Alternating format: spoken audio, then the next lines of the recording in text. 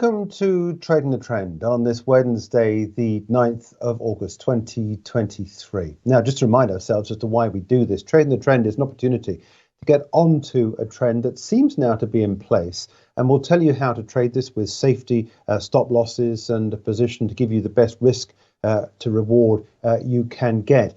An upward facing trend is a trend where you get higher highs and higher lows. And a downward facing trend where you go short on whatever security it is would have lower highs and lower lows. And there are lots of technical analysis tools you can use to help you round this. Let's take a look at the chart we're going to be talking about today. And this is the US dollar traded against the offshore Chinese yuan, the CNH. Now you can see here the tool that I've applied to this is the Andrews pitchfork. We don't often use this.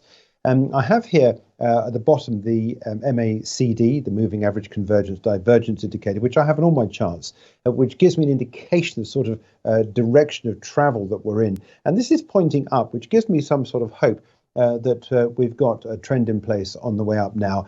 And you can see here, if you look at this pitchfork pattern, that we're trading within the outer boundaries of this at the lower side, but it is a trend that's now in place.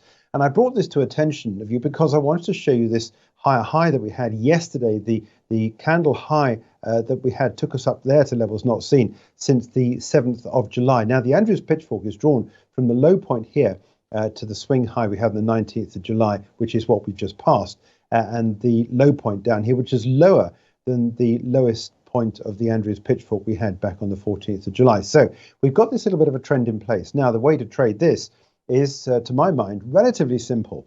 And despite the fact we've got a little bit of a drop today, fundamentally, this is because we've got money going into the Chinese yuan, because expectations are from having the deflation number coming through today with CPI showing a year-on-year contraction of a 0.3% reading.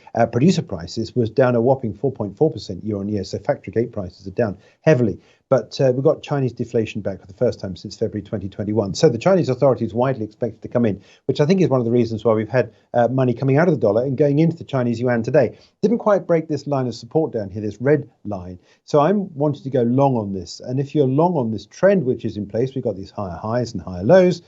Your stop goes underneath the underside of the Andrews pitchfork that I've drawn on here. I've changed the